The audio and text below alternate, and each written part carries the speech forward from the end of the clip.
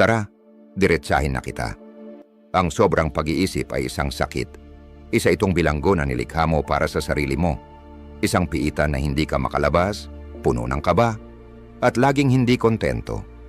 At heto pa, karamihan sa mga payo na maririnig mo, wala ring kwenta. Oo, sinabi ko na. Bilang isang taong nakipaglaban sa walang sawang halimaw ng sobrang pag-iisip, nandito ako para iparating sa iyo ang matigas at malamig na katotohanan na wala ng ibang magsasabi.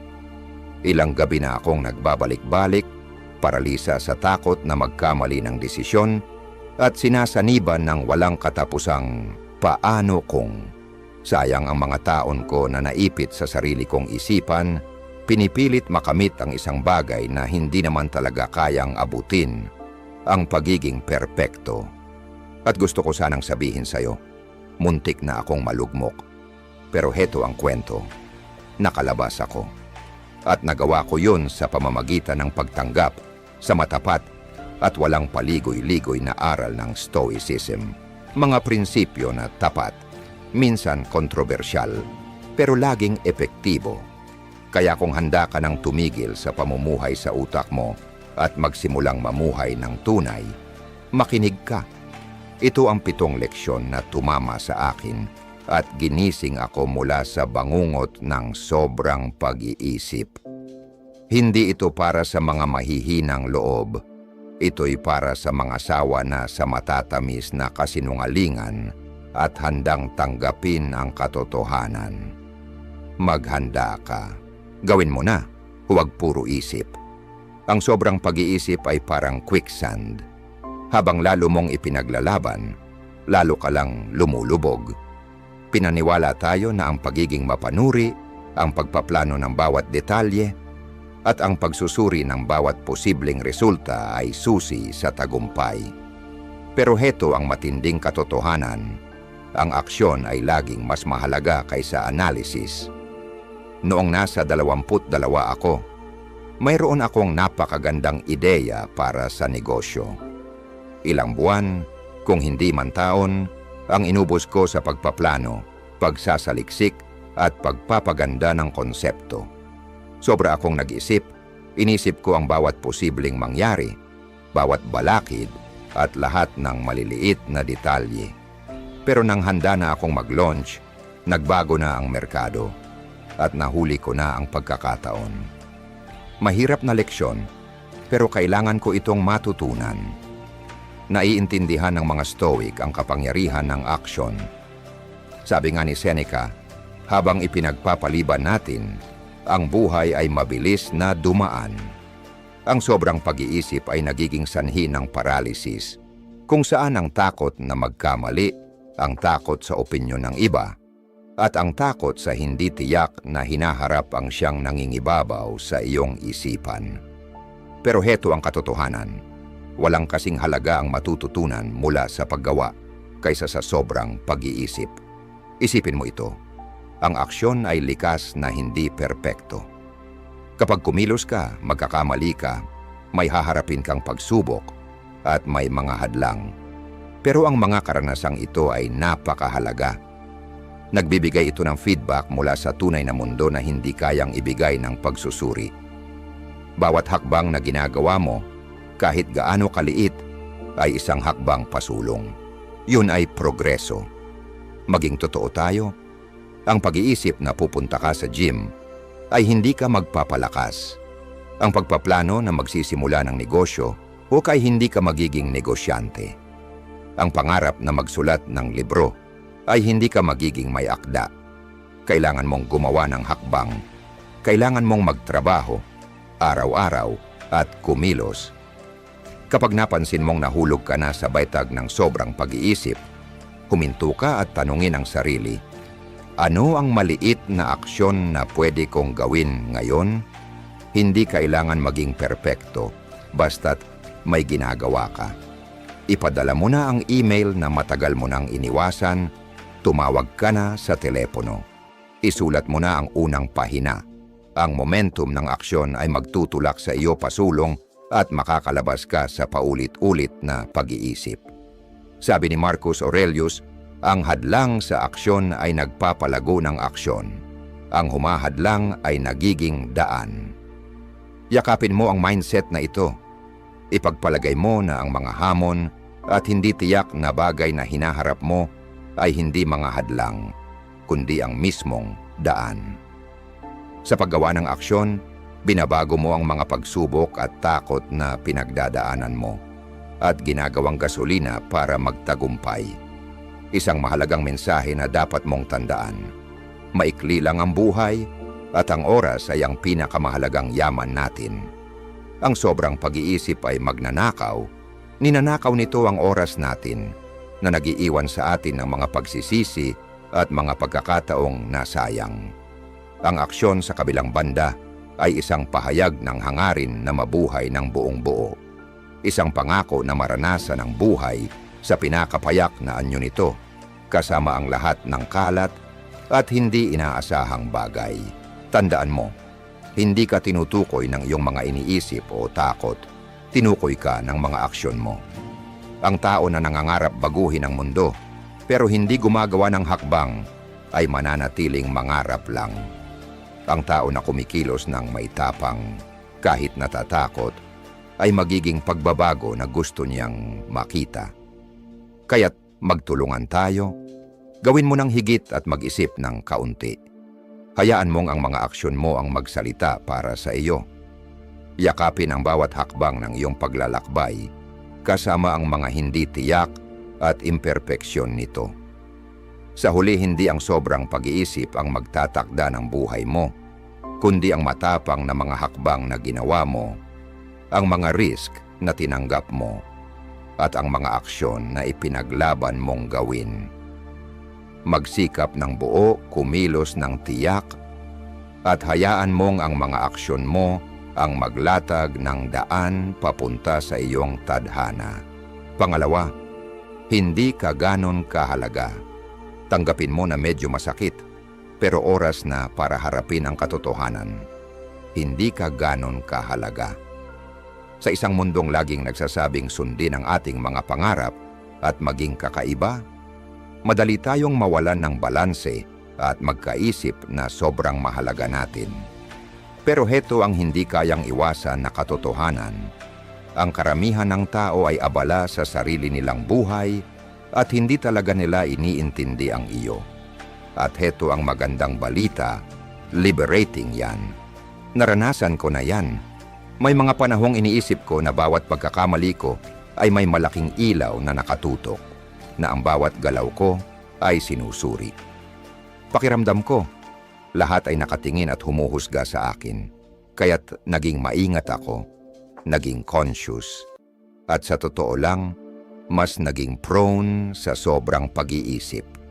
Hindi ko ito naisip hanggang sa makarating ako sa ilalim ng lahat. Doon ko lang napagtanto na wala talagang ibang nagmamalasakit.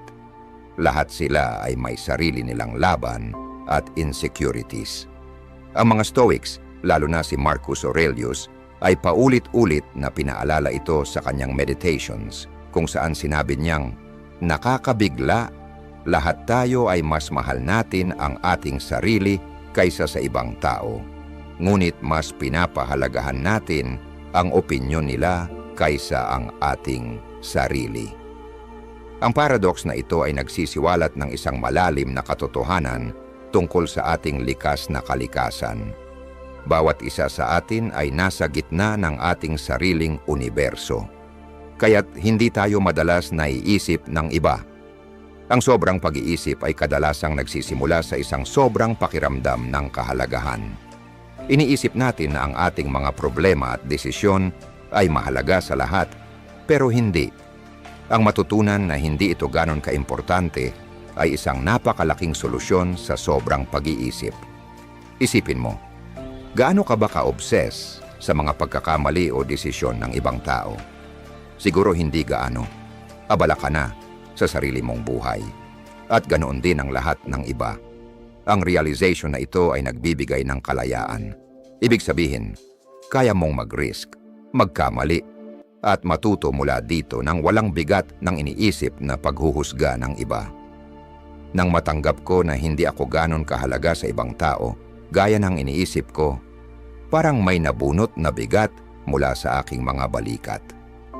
Hindi ko na iniisip ang bawat hakbang ko at nagsimula akong mabuhay. Mas mabilis akong nakakapagdesisyon, kumilos ng mas matapang, at hindi na inaalala kung ano ang sasabihin ng iba. At alam mo ba, bumuti ang buhay ko ng malaki. Hindi ibig sabihin nito na wala ng pagpapahalaga sa nararamdaman ng iba o pagiging makasarili. Ibig sabihin nito, pinapalaya mo ang sarili mo mula sa takot ng paghuhusga at ang pangangailangan ng pag-aapruba. Isa ka lang sa milyon-milyong tao sa mundong ito. Ang mga aksyon mo ay mahalaga, pero hindi ito ang magtatakda ng buong universo. Sa pagtanggap na hindi ikaw ang sentro ng mundo ng lahat, binibigyan mo ang sarili mo ng espasyo para sa tunay na paglago at pagpapabuti. Hindi mo na hinahayaan ang takot sa opinyon ng iba na pumigil sa'yo at nagsisimula kang mabuhay ng totoo, pinapalakas ng iyong mga sariling halaga at layunin. Sabi ni Epictetus, kung gusto mong magbago, tanggapin mong isipin kanilang tanga at mababaw. Tungkol ito sa pagpapakumbaba, ang pag-unawa sa iyong lugar sa mas malaking larawan at pagtanggap na ang iyong halaga ay hindi nakatali sa opinyon ng iba. Kaya't bitawan mo na ang ideya na ikaw ang sentro ng mundo ng ibang tao.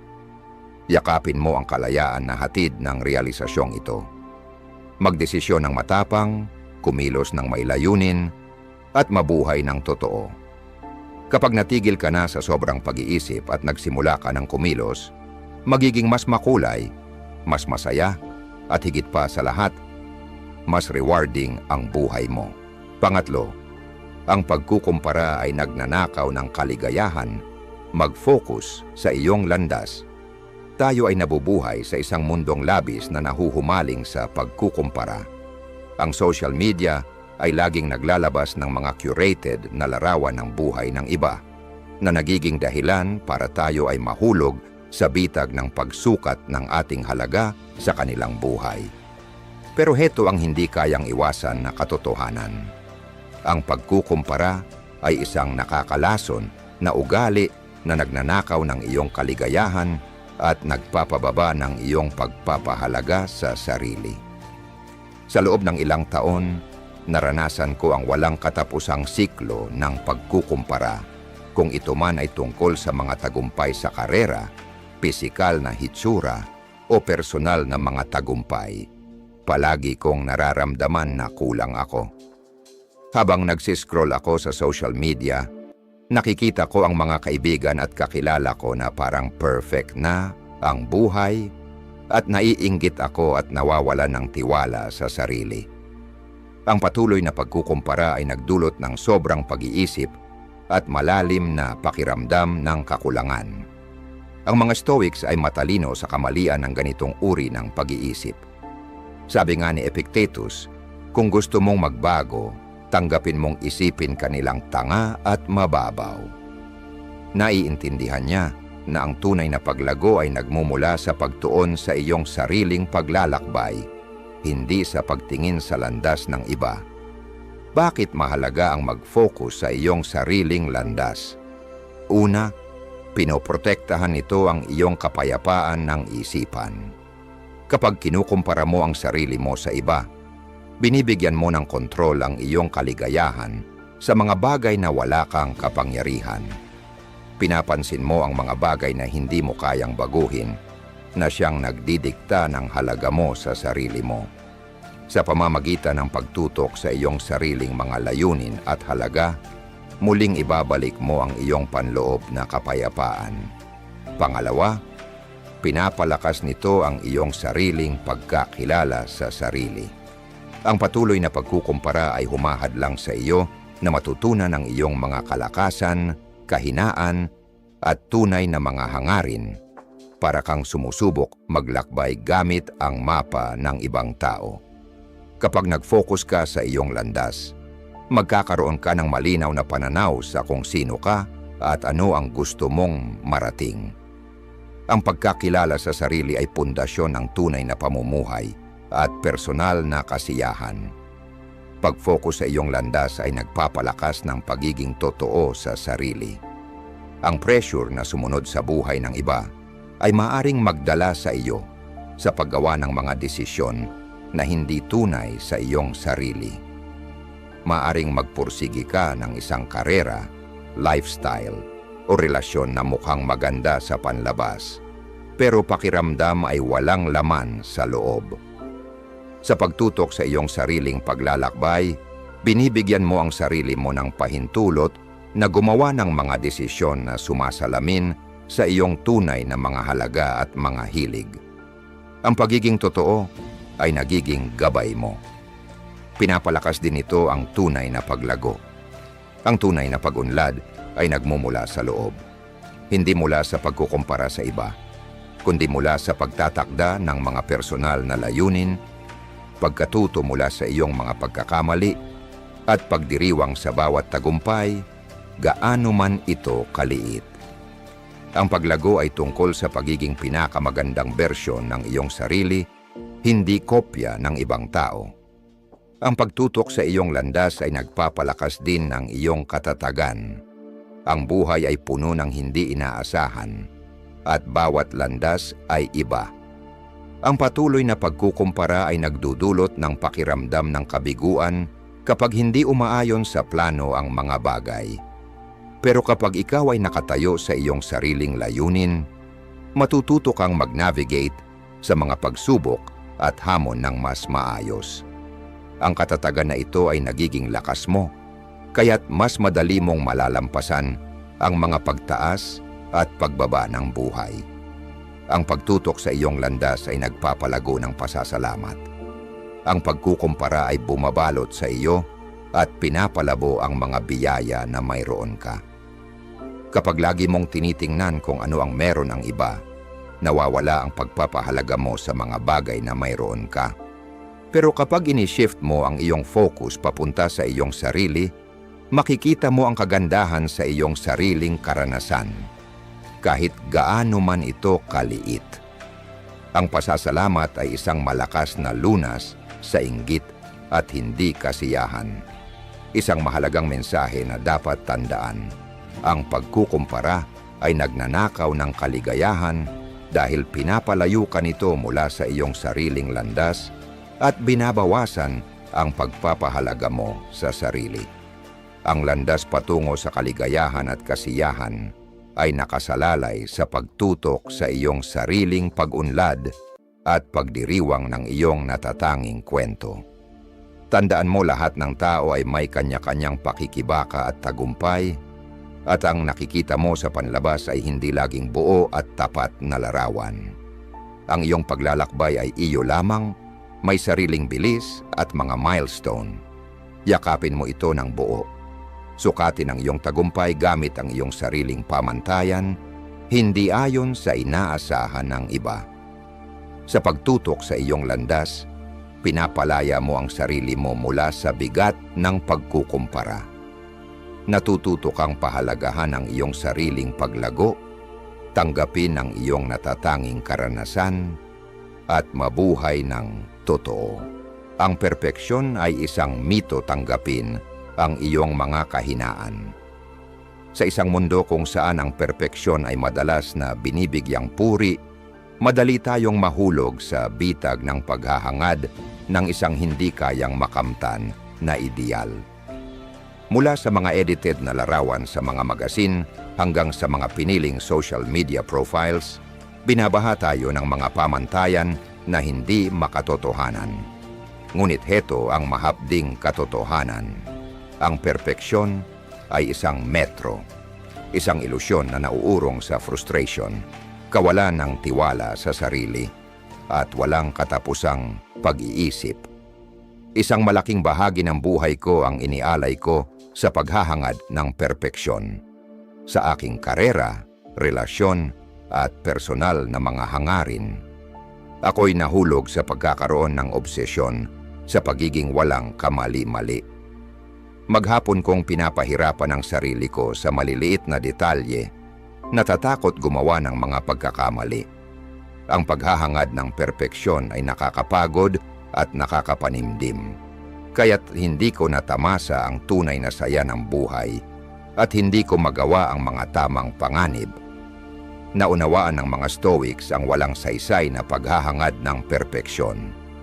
Sabi nga ni Seneca, walang taong naging matalino nang hindi sinasadya. Alam nila na ang mga kahinaan at imperpeksyon ay bahagi ng pagiging tao. Ang pagtanggap sa iyong mga kahinaan ay hindi ibig sabihin ng pagsang-ayon sa kababaan. Ito ay tungkol sa pagkilala sa iyong pagkatao at paghahanap ng lakas sa iyong mga kahinaan. Ang ganitong pagpapalaya ay nag-aalis ng mga hindi makatotohanang expectations. Ang paghahangad ng perpeksyon ay naghahanda sa iyo para sa walang katapusang pagkabigo dahil hindi ito maabot. Kapag tinanggap mo na ikaw ay may mga kahinaan, binibigyan mo ang iyong sarili ng kalayaan mula sa mga hindi makatotohanang inaasahan. Binibigyan mo ang iyong sarili ng pagkakataon na maging tao, gumawa ng mga pagkakamali, at matuto mula rito. Ang pagbabagong pananaw na ito ay isang malalim na pagpapalaya. Ika-isa. Nagtutulungan ang pagiging tapat sa iyong sarili. Ang pagtanggap sa iyong mga kahinaan ay nagtutulak sa iyo na maging totoo. Kapag itinigil mo na ang pagtatago ng iyong imperpeksyon, magiging mas malaya kang ipakita ang iyong tunay na sarili. Ang pagiging totoo ay may kabighanian, kinakailangan ka ng mga tao at nagiging tulay ito para sa tunay na koneksyon. Mas pinahahalagahan ng mga tao ang katapatan at kahinaan kaysa sa isang ilusyon ng perpeksyon. Ang pagiging tapat ay nagbubuo ng tiwala at nagpapalalim ng relasyon. Dalawang pinapalago ang paglago at pagkatuto, ang pagiging perpeksyonista ay nagpapabagal sa paglago. Kapag ikaw ay na-obses sa pagiging perpekto, natatakot kang kumuha ng mga panganib, sumubok ng mga bagong bagay, at lumabas sa iyong comfort zone. Ang pagtanggap sa iyong mga kahinaan ay nangangahulugang pagtanggap na magkakamali ka, at okay lang iyon. Ang mga pagkakamali ay mga pagkakataon para sa paglago at pagkatuto. Bawat kabiguan ay isang hakbang patungo sa pagpapabuti at mastery. 3. Nagtutulungan ang katatagan. Ang buhay ay hindi tiyak at madalas magulo. Ang pagiging perpeksyonista ay nagpapahina sa iyo dahil umaasa ito sa lahat ng bagay na mangyari ayon sa plano. Ang pagtanggap sa iyong mga kahinaan ay nagpapalakas sa iyong katatagan. Matututo kang mag-adjust, bumangon mula sa mga pagsubok, at magtagumpay sa kabila ng mga hamon. Ang katatagan ay tungkol sa paghahanap ng lakas sa iyong imperpeksyon at paggamit nito upang magpatuloy. 4. Nagtutulungan ang pagmamahal sa sarili. Ang pagiging perpeksyonista ay nagpapalakas ng kritikong panloob at matinding paghuhusga. Ang pagtanggap sa iyong mga kahinaan ay nagtutulak sa iyo na mahalin ang iyong sarili. Matututo kang tratuhin ang iyong sarili ng may kabaitan at pag-unawa at ma-realize na lahat tayo ay may mga kahinaan. Ang pagmamahal sa sarili ay mahalaga para sa mental na kalusugan. Tinutulungan ka nitong mag-navigate sa mga hamon ng buhay ng may grasya at kalmado. 5. Nagpapalakas ng pagkamalikhain at inobasyon. Ang pagkamalikhain ay namumuhay sa isang kapaligirang tinatanggap ang pagkakamali bilang bahagi ng proseso. Ang pagiging perpeksyonista ay pumipigil sa pagkamalikhain dahil hinihingi nito ang pagiging perpekto mula sa simula pa lamang. Kapag tinanggap mo ang iyong mga kahinaan, binibigyan mo ang iyong sarili ng pahintulot na mag-eksperimento, kumuha ng mga panganib, at mag-innovate. Ang pagkamalikhain ay lumalago kapag ikaw ay malaya sa takot sa pagkatalo. Isang malalim na mensahe na dapat tandaan. Ang perpeksyon ay isang mito na nagtatago sa iyo sa isang siklo ng pag-iisip at kawalan ng tiwala sa sarili. Ang pagtanggap sa iyong mga kahinaan ay hindi tungkol sa pagtanggap ng pagiging kulang. It's about recognizing your inherent worth and finding beauty in your imperfections. Tandaan mo, ang iyong mga kahinaan ang nagpapasikat sa iyo bilang tao. Ito ay bahagi ng iyong kwento, iyong paglalakbay, at iyong paglago. Sa pagtanggap nito, magiging mas totoo kang tao, magkakaroon ng mas malalim na koneksyon, at makakaranas ng tunay na paglago. Ang iyong mga emosyon ay nagsisinungaling sa iyo. Huwag mong basta-basta pagkatiwalaan ang iyong mga emosyon. Ang mga emosyon ay malalakas na puwersa na nagdidikta ng ating mga desisyon at hinuhubog ang ating pananaw sa realidad. Ngunit hindi palaging tama ang kanilang mga ipinapakita. Ang mga emosyon ay maaring magkamali, nagpapalaki ng panganib, kumakalat ng maling impormasyon, at binabaluktot ang ating paghatol. Upang mamuhay ng balansyado at makatarungan, mahalaga na kilalanin na madalas ang ating emosyon ay nagsisinungaling sa atin at hindi dapat pagkatiwalaan ng walang pagsusuri. Sa malaking bahagi ng aking buhay, hinayaan ko na ang aking mga emosyon ang magdikta ng aking mga aksyon at iniisip. Kapag ako'y natakot, iniisip ko na ito'y senyales na kailangan kong umatras. Kapag ako'y nagalit, iniisip ko na ito'y may dahilan upang magalit. Nagdulot ito ng siklo ng magagaspang na desisyon at walang katapusang pagmumuni habang sinusubukan kong mag-navigate sa magulong dagat ng aking emosyonal na estado. Naunawaan ng mga Stoic ang kahalagahan ng pagmaster ng ating mga emosyon. Naniniwala sila na habang natural ang emosyon, hindi sila dapat mag-control sa atin. Sabi ni Marcus Aurelius, ang kaligayahan ng iyong buhay ay nakasalalay sa kalidad ng iyong mga iniisip. Ang pahayag na ito ay nagpapakita ng prinsipyo ng Stoic na ang ating mga pag-iisip at makatwirang pag-iisip ang dapat maggabay sa atin, hindi ang ating mga emosyonal na reaksyon. Unang bahagi, ang mga emosyon ay pansamantala. Ang mga emosyon ay mabilis magbago at kadalasang hindi tumatagal. Ang nararamdaman mong sobrang bigat ngayon, maaring maging walang halaga bukas. Kung matutunan mong tanggapin na pansamantala lang ang emosyon, makakaiwas ka sa paggawa ng madali ang desisyon batay lamang sa kung ano ang nararamdaman mo sa kasalukuyan. Imbis na agad mag-react, bigyan ang iyong sarili ng oras para iproseso ang mga emosyon at hayaan itong lumipas bago gumawa ng aksyon. 2. Ang mga emosyon ay maaaring hindi makatwiran. Ang mga emosyon ay maaaring magmula sa mga maling paniniwala o maling interpretasyon ng realidad. Halimbawa, baka makaramdam ka ng matinding anxiety tungkol sa isang darating na kaganapan. Iniisip ang lahat ng worst-case scenario na malamang mangyari. Sa pamamagitan ng pagtatanong at pagsusuri sa bisa ng iyong emosyon, matutukoy mo kung ano ang mga tunay na alalahanin at kung ano ang mga hindi makatwirang takot. Ang mga emosyon ay maaaring manipulahin. Ang mga panlabas na impluwensya tulad ng media, social interactions, at mga nakaraang karanasan ay maaaring manipulahin ang iyong emosyon. Halimbawa, ang mga advertisement ay kadalasang naglalaro sa iyong mga takot at pagnanasa upang maghikayat ng pagbili. Ang social media naman ay maaaring magdulot ng pakiramdam ng kakulangan at inggit. Ang pagiging aware sa kung paano manipulan ng mga panlabas na salik ang iyong emosyon ay nakakatulong sa iyo upang mag-step back at suriin ang mga sitwasyon ng mas objective. 4 na rasyonalidad. Higit sa emosyon, itinuturo ng mga Stoic ang paggamit ng rasyonalidad upang harapin ang mga hamon ng buhay. Sabi ni Epictetus, hindi ang mga bagay ang nagpapasakit sa atin, kundi ang ating paghusga sa mga bagay. Kapag nakatagpo ka ng malalakas na emosyon, subukan mag-pause at suriin ang sitwasyon ng makatwiran. Tanungin ang iyong sarili, anong ebidensya ang sumusuporta sa emosyon kong ito? Ano ang mga posibleng kinalabasan? Ano ang nasa kontrol ko?